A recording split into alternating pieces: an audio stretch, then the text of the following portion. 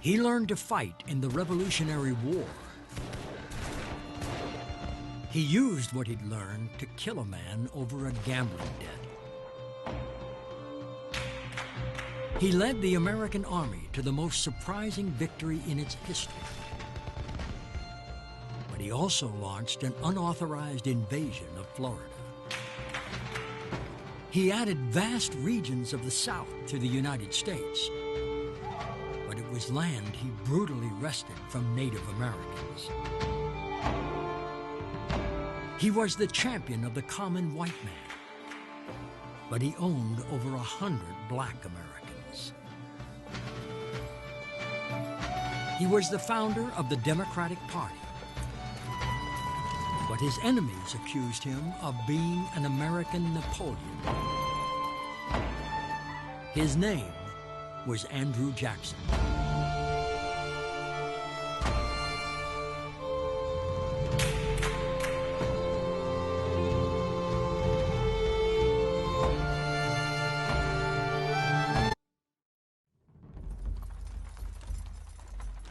Daniel Webster. When General Jackson comes, he will bring a breeze with him. Which way it will blow, I cannot tell.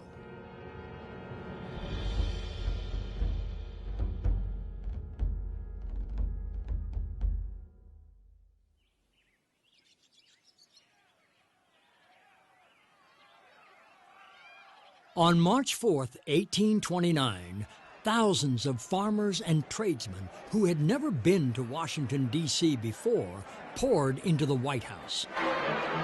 They had come to celebrate the inauguration of the first president whose life story they could identify with, Andrew Jackson.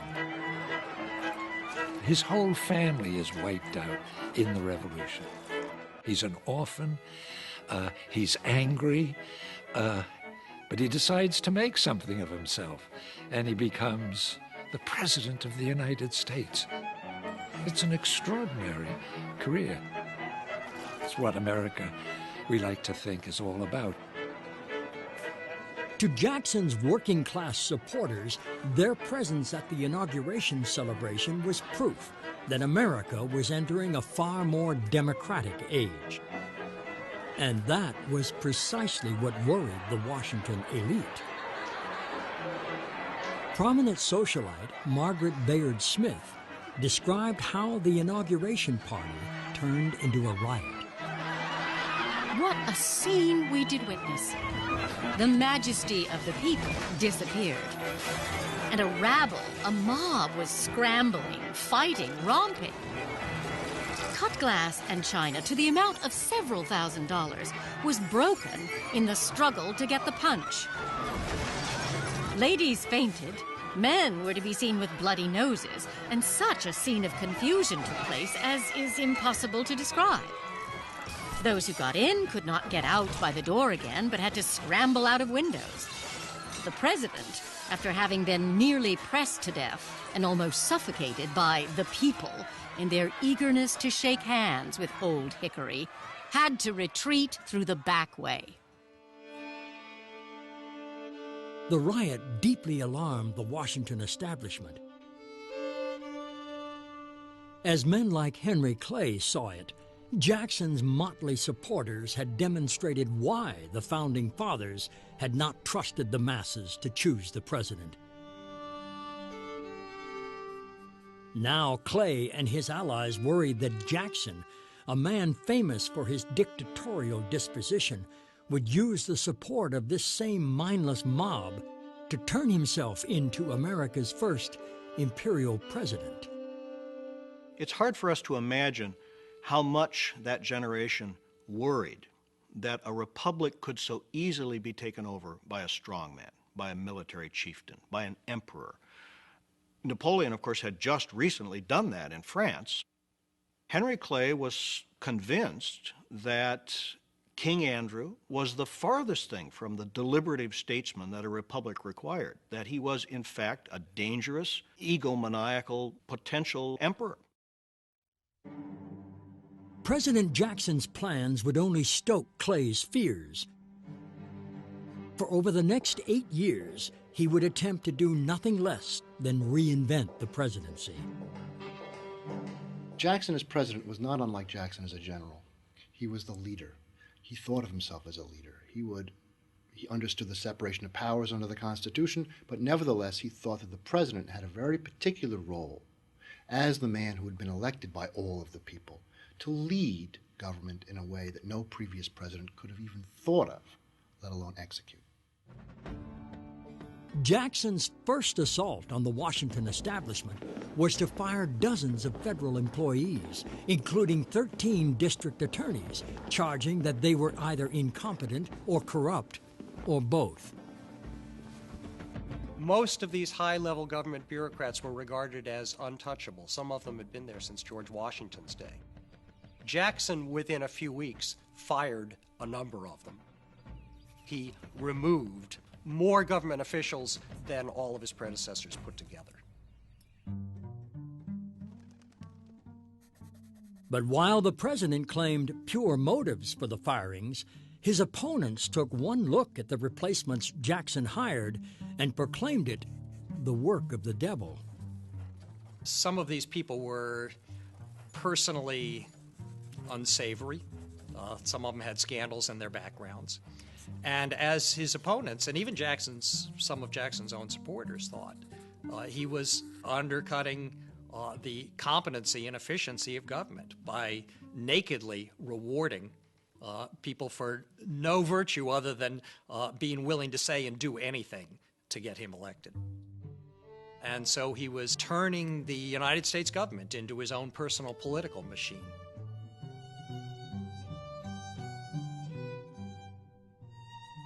But just as Andrew Jackson was starting to look invincible, the Washington elite snared his administration in a sex scandal.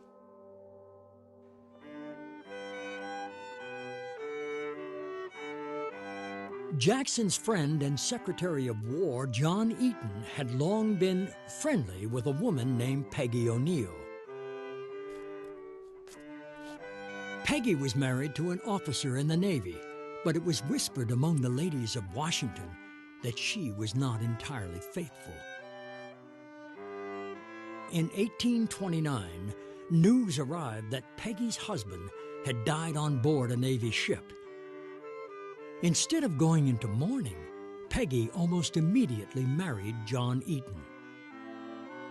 And that was when the rumor began racing through the Capitol that the naval officer had committed suicide after finding out that the Secretary of War was having an affair with Peggy. To the ladies of Washington, it was proof that Jackson's depraved rabble was going to sully the cabinet just as it had defiled the White House. The problem with Peggy Eaton, part courtesan, part common tart, is she had a scandalous sexual past. And whenever you see women and sex in this period, you know it's about fear. And there was a lot of fear in Washington and anxiety about the coming of democracy. The ladies of Washington maybe couldn't do much about that, but they could do something about Margaret Eaton, and they decided to close their doors to her. It was a decision with stunning political consequences. In the Capitol's early years, the social gatherings hosted by politicians' wives were a key venue for Washington's movers and shakers to discuss politics and form alliances. But now, prominent Washington wives, including those of Jackson's other cabinet secretaries, began demanding that their husbands boycott all gatherings to which Peggy Eaton was invited.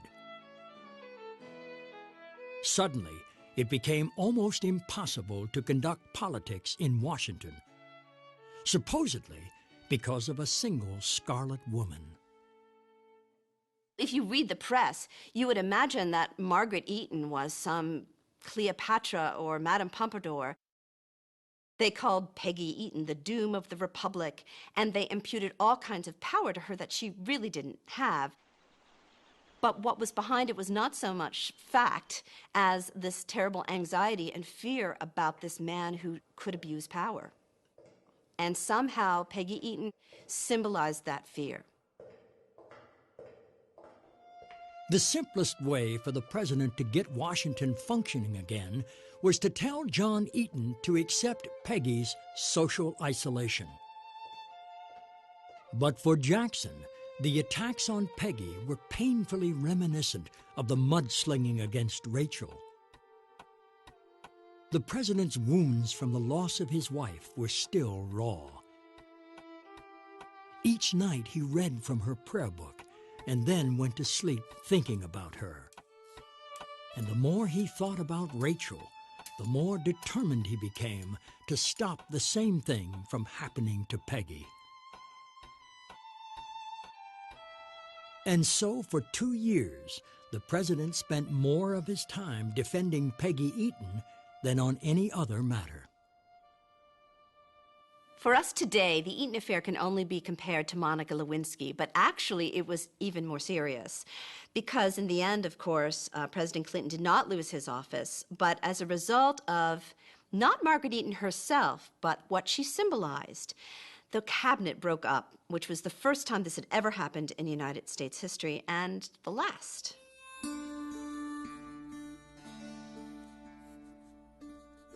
To put an end to the scandal, John Eaton and the other members of Jackson's cabinet resigned, enabling the president to replace them with men not caught up in the feud.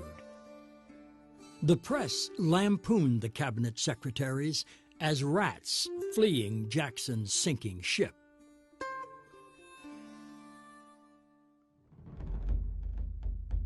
Andrew Jackson. Disunion by armed force is treason.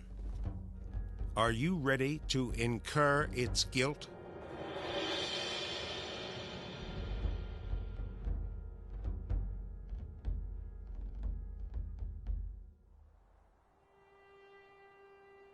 If the Eaton affair had an air of melodrama, it was also a sign that tragedy was waiting in the wings. Vice President John C. Calhoun, whose wife had battled Jackson over Peggy Eaton, was simultaneously involved in another crisis, one that threatened to bring the nation to civil war. John C. Calhoun, from about 1830 on, was obsessed for the remainder of his life with one fundamental problem. And that was the problem of protecting slavery in a nation where slaveholders were becoming a minority. How could slavery be perpetuated in the face of an indifferent or even hostile North? The crisis was triggered not by slavery, but taxes. Congress, eager to protect northern factories, had passed a law which imposed a high tax on the cheap imported cloth used by southern plantation owners to clothe their slaves. Determined to eliminate the tax and protect slavery, Calhoun began promoting nullification, under which every state had the right to disregard, within its borders, any law it considered unconstitutional. Nullification appealed to Calhoun and other South Carolinians because it was a way of asserting states' rights. And clearly that was a fundamental threat to the entire idea of a federal system. And it went straight to the heart of the fundamental American question of who was sovereign. Was the federal government sovereign? Were the states sovereign? Were the people sovereign? These were all incredibly complicated questions that consumed the Jackson White House and Jackson's Washington. Nullification's fiercest supporters were congressmen from South Carolina. Its bitterest opponents were northern congressmen who were convinced it would lead to the breakup of the Union.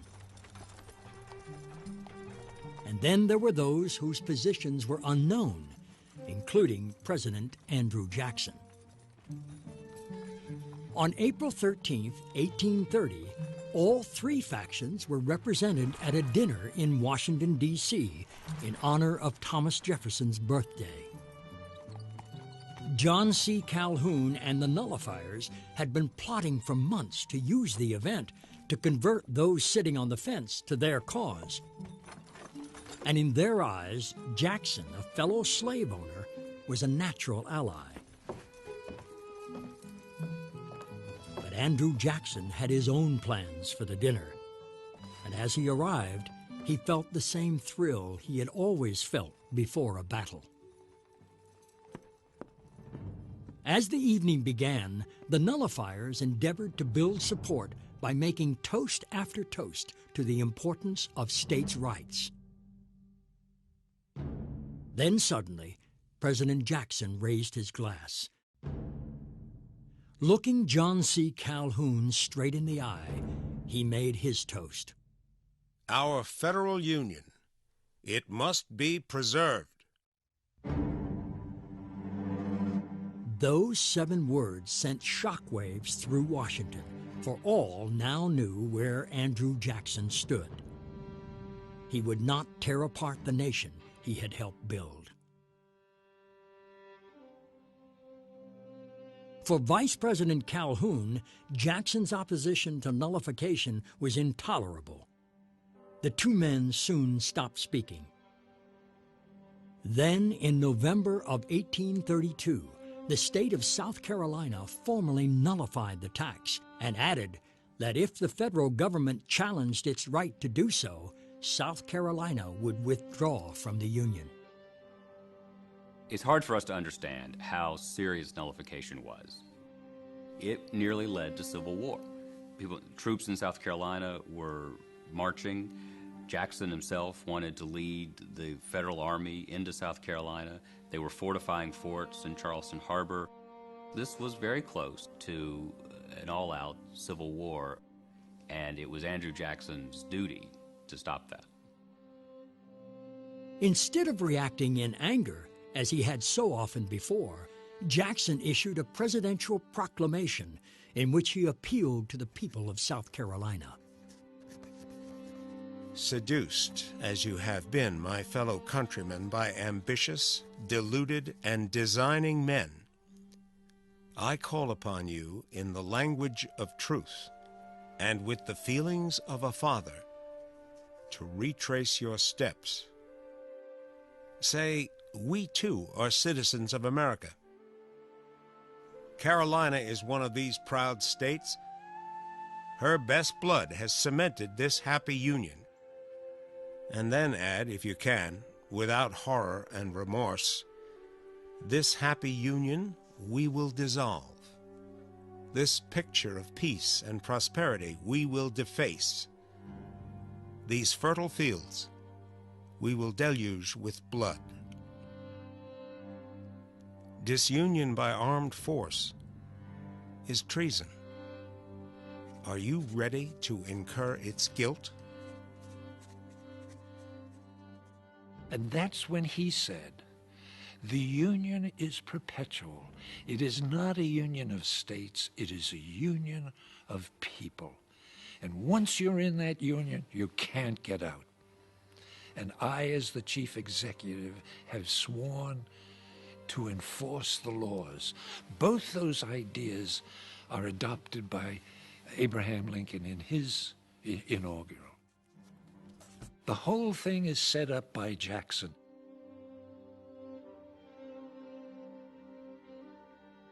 With both sides preparing for civil war, the most skilled negotiator in Congress, Henry Clay, succeeded in winning passage of a compromise bill that dramatically lowered the tariff. Jackson signed it, South Carolina agreed to abide by it, and war was averted.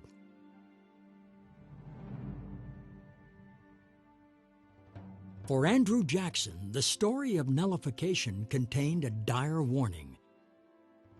If Americans kept arguing about slavery, a civil war was inevitable.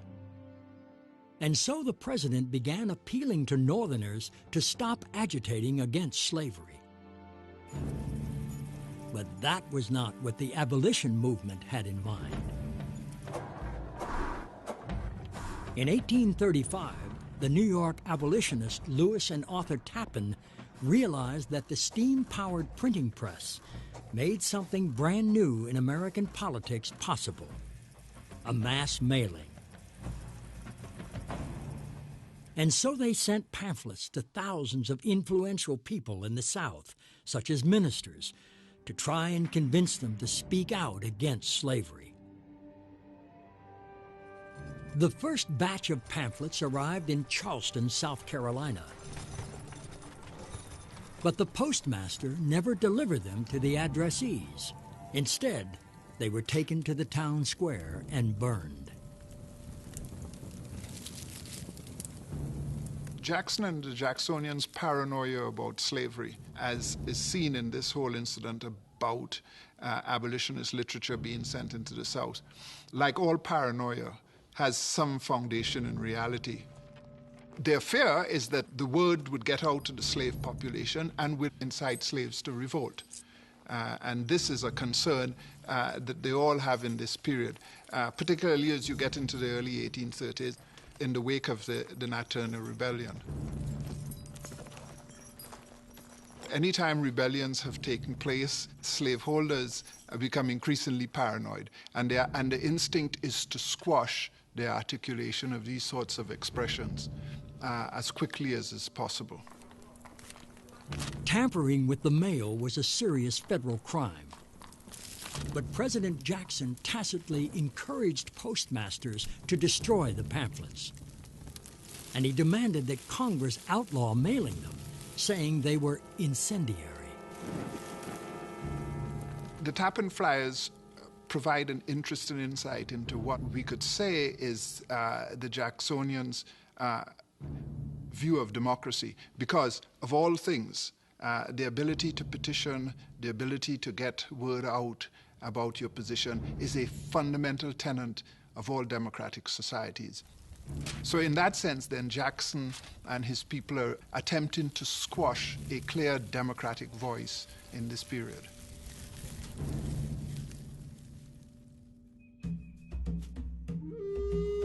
Elias Boudinot, the Cherokee Nation.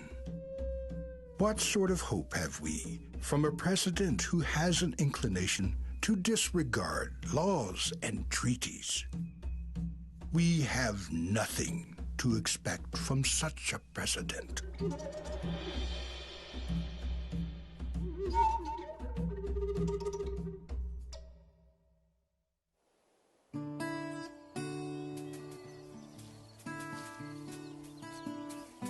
Like Thomas Jefferson, Andrew Jackson fervently believed that it was small, self-employed farmers who had made America great.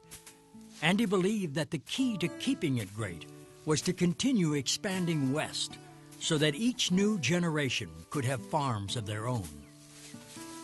In Jefferson's vision, the frontier was the place that each generation would replicate the ideal Republican community. The problem, of course, is that the native people are already living out there. And with one eye, Americans managed to not notice them. But with the other eye, they couldn't fail to notice them, because as soon as you got there, you were in conflict with them. And that creates the fundamental tension that becomes the story of Indian removal. In 1830, Jackson won approval from Congress of an Indian Removal Act that appropriated $500,000 so that Native Americans living east of the Mississippi could be removed to land west of the Mississippi. In support of the act, Jackson said, "What good man would prefer a country covered with forests and ranged by a few thousand savages to our extensive republic, studded with cities, towns, and prosperous farms, occupied by more than 12 million happy people, and filled with all the blessings of liberty, civilization, and religion?"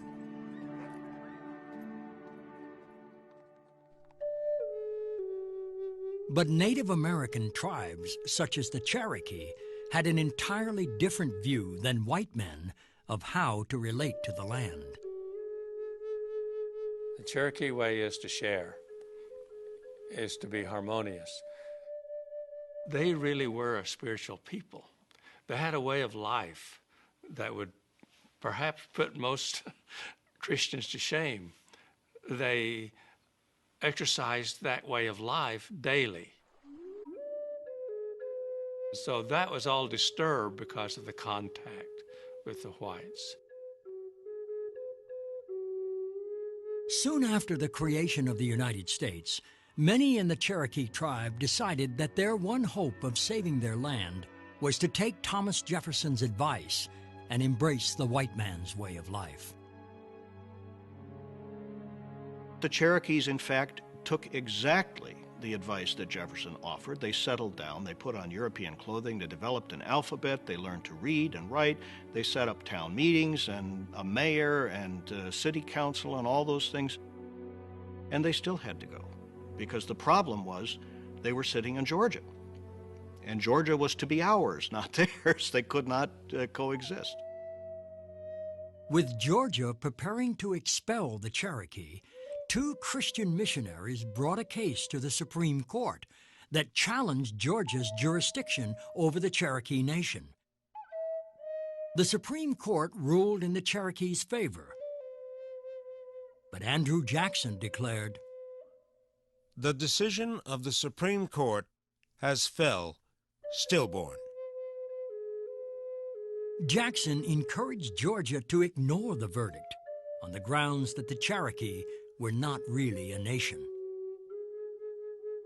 A writer to the Cherokee newspaper The Phoenix, remembering that warriors from the Cherokee Nation had played a key role in the Battle of Horseshoe Bend that had launched Jackson on his road to fame, had this request. Ask of General Jackson when the thunders of his cannon were heard in the southern forest, and he will say, "They are a nation." These unfortunate people who flocked to the standard of the brave commander at Horseshoe and nobly fought are now repaid with ingratitude and oppression.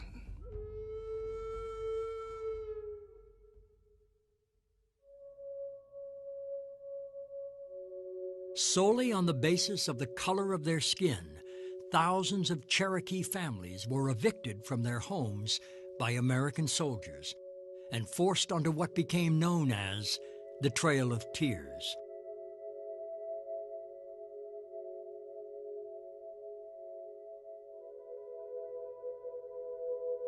One of the Christian missionaries who traveled with them wrote, "I have no language to express the emotions which rend our hearts to witness this season of cruel oppression. In Georgia, multitudes were not allowed to take anything with them but the clothes they had on.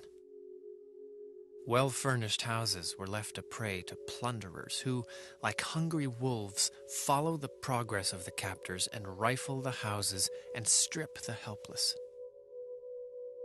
For what crime, then, was this whole nation doomed to this almost unheard-of suffering?" The period of Indian removal really is a black mark on American history. America, which started out as a shining city on a hill, sinks to the bottom of darkest depths in Indian removal. Andrew Jackson and other Americans were willing to do what it took to separate Indians from their land, if it meant ignoring treaties, if it meant ignoring principles of international law, if it meant ignoring common decency and a sense of justice, then it was done. With smallpox and cholera rampant on the Trail of Tears, more than 2,000 Cherokees died. Andrew Jackson had tried to convince Native Americans that he was their great white father. But the Cherokee now had a different name for him. They call him Jackson. And other Cherokees people hearing me say that would laugh. Jackson, the devil. Jackson, he's devilized.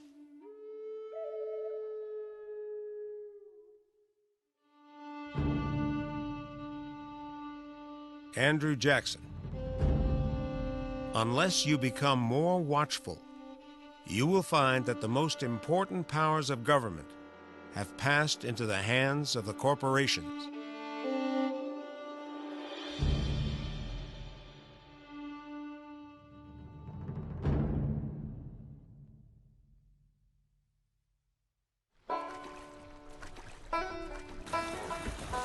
When it came to Indian removal and slavery, President Jackson's views mirrored those of many other Americans.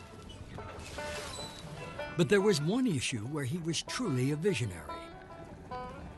In his concern for how average Americans would fare as the economy became ever more industrialized.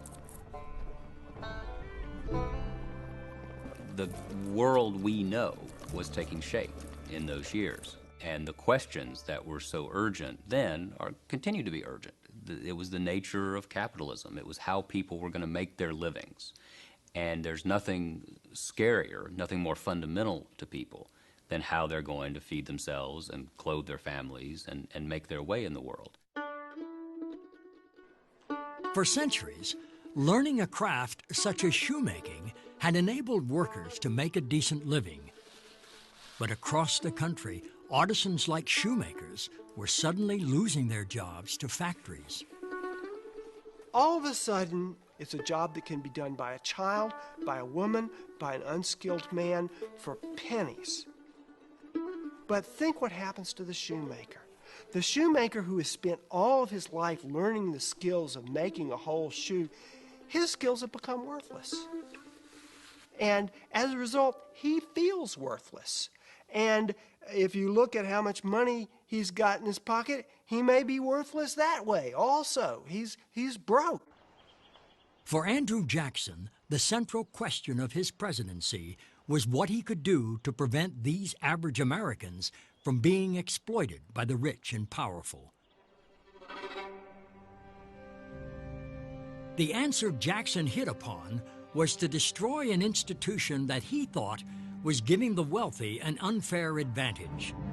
Its real title was the Second Bank of the United States. But Jackson's supporters called it the Monster Bank. Andrew Jackson dislikes all banks, he said at one point, but he particularly disliked the Bank of the United States as established by Congress after the War of 1812. The reason was simple. It had too much power outside of any kind of public accountability. The bank was an enormous economic institution. It could really control credit and therefore control the American economy itself. For Jackson, that meant that the American economy was being run by people who were not elected, that these unelected bankers had their hands on the levers of power and could control people's lives, their destinies, and indeed could control the political system itself. To Jackson, one of the Monster Bank's worst sins was that it was funding new-style businesses that were beginning to wrap their tentacles around both the economy and the government. These new businesses were called corporations. The problem with corporations, as far as Jackson was concerned, was they had no body to be kicked or soul to be damned. They were faceless, anonymous machines that were motivated only by making profit for their shareholders. And as a result, they could grow much, much larger than the average consumer, the average worker, the average citizen. But Jackson's opponents thought corporations would help America become more prosperous. And they thought his plan to blow up the bank verged on insanity. For it was the bank that guaranteed that the paper dollars in Americans' wallets were worth something. Jackson took a kind of fundamentalist view of money and credit. Gold and silver dollars were real money. Paper was in some sense fake. Those who were perhaps more astute economists than Jackson thought that this position was just short of Neanderthal. The United States had been built on credit. As Henry Clay said in the Senate, we have always been a paper money people. We won the revolution on paper money.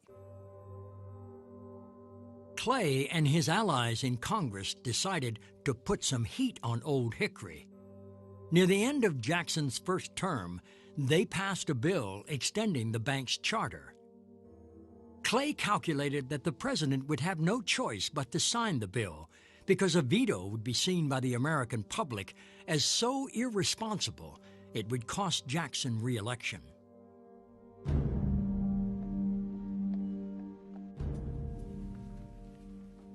But Clay had made a fundamental miscalculation about the character of Andrew Jackson.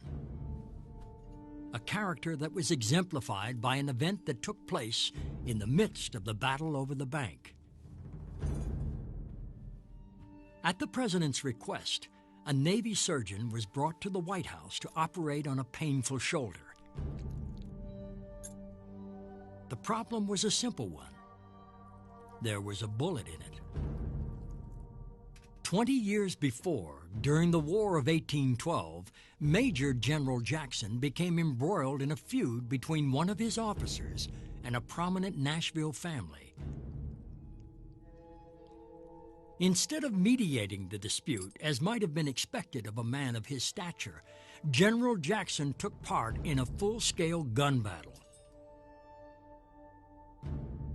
During it, he was shot at point-blank range and almost died. This saga defined the character of Andrew Jackson. He could not pass up a fight, and when he fought, he was willing to risk everything. Of the bank, he declared, "The bank is trying to kill me, but I will kill it." On July 10, 1832, Jackson vetoed the bill reauthorizing the bank. The president's address in defense of the veto was perhaps the most important of his life, for he had to explain to the American people, not with bombast, but with words from his heart, why he so fervently opposed the bank. It is to be regretted that the rich and powerful too often bend the acts of government to their selfish purposes. When the laws undertake to make the rich richer and the potent more powerful, the humble members of society, the farmers, the mechanics, and laborers, who have neither the time nor the means of securing like favors to themselves, have a right to complain of the injustice of their government. We can at least take a stand against any prostitution of our government to the advancement of the few at the expense of the many.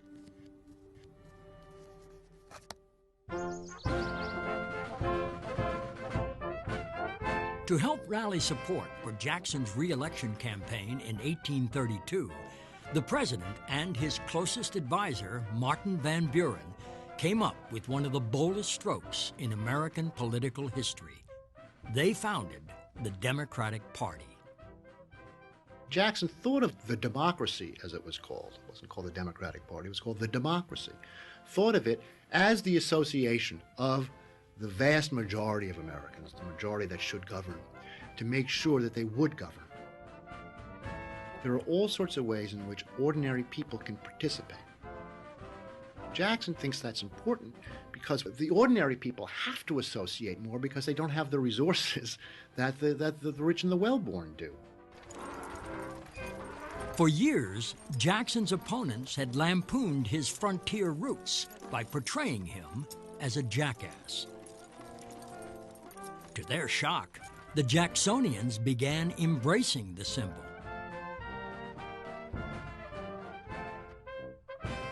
Well, the donkey as a symbol of the Democratic Party started out as a satire, as an attack on the rubish, sort of Beverly Hillbillies nature of the Jackson's Democratic Party.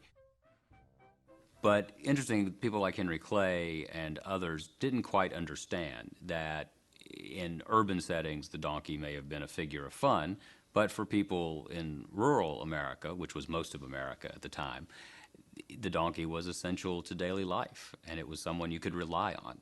And Jackson and the Democrats were presenting themselves as people you could rely on. A second party quickly arose to oppose the Democrats. Called the National Republicans, they chose Jackson's fiercest rival, Henry Clay, to run against him for president. Henry Clay and Andrew Jackson hated each other. Clay saw himself as a great American statesman and couldn't quite understand how this rube from the Carolina backcountry, who'd never gone to school, who'd never read a book in Clay's view, could possibly be so powerful and have such a hold over the people, thereby ensuring that Clay himself would never do that, because he didn't appreciate, I think, Jackson's gifts of both charisma and the power of his personality.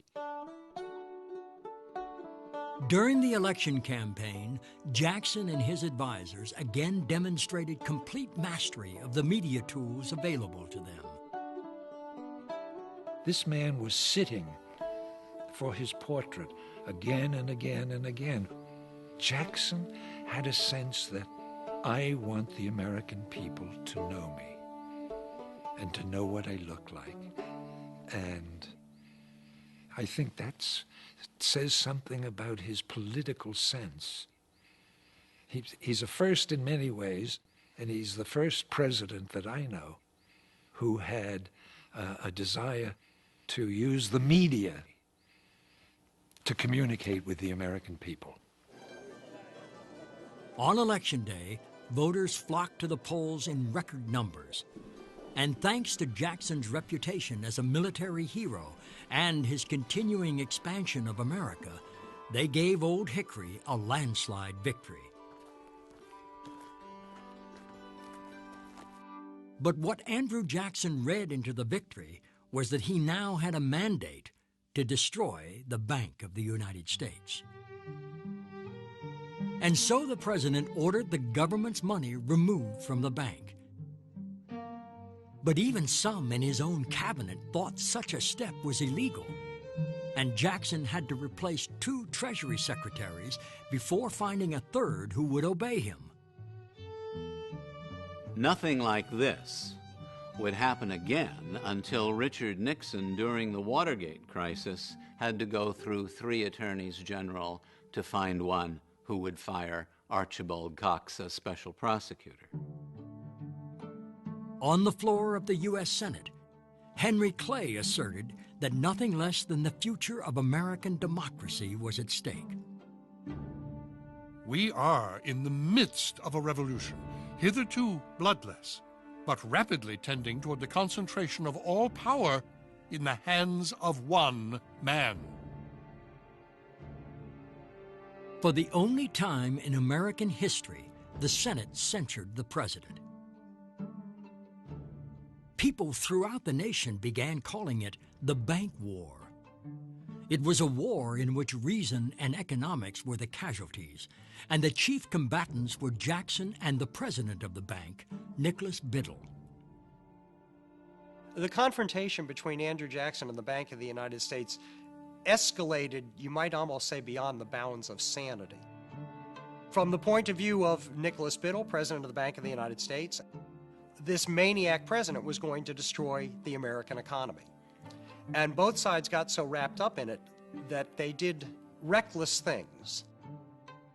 Nicholas Biddle, in an effort to procure a recharter, actually triggered what was called a panic in those days, a stock market crash and a brief depression, not realizing that in doing this, he was proving every point Jackson made about the reckless power that the Bank of the United States held over ordinary Americans' lives. Finally, in 1836, the bank's charter expired and its doors were closed, and Andrew Jackson once again emerged from a battle victorious. An historian has written that every once in a while in American history, it becomes necessary to save American capitalism from the capitalists, that left to their own devices, they will so accrete power that they will end up ruining the economy. Well, Jackson in some ways saw that was the beginning of that process, as American capitalism was just beginning to develop. He saw that to keep the system going in a democratic fashion, as he saw it, it was necessary that accountability had to be there in the system in a way that it did not seem to be as of 1832.